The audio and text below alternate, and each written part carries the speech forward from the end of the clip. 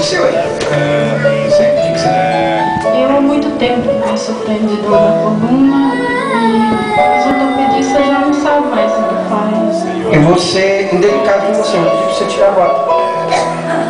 Vamos?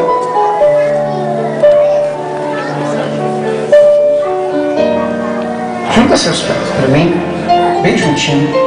Estica seus dois braços lateralmente. Oh, maravilhoso Deus.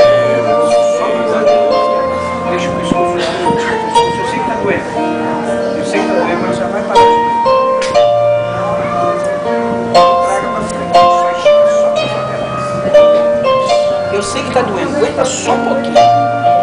Isso aqui para a medicina, a sua idade não tem cura. Existem paliativos como remédio para dor, fisioterapia, tá? É um desgaste desordenado dos ossos da coluna. Eu vou orar, os ossos vão crescer, não dobra o braço aqui, tá bom? Ele vai andar, deixa ele andar sozinho. Fecha os olhos. Ossos, músculos e nervos sejam recompostos e restaurados. Sai toda a lordose, escoliose. Fecha, procura dor.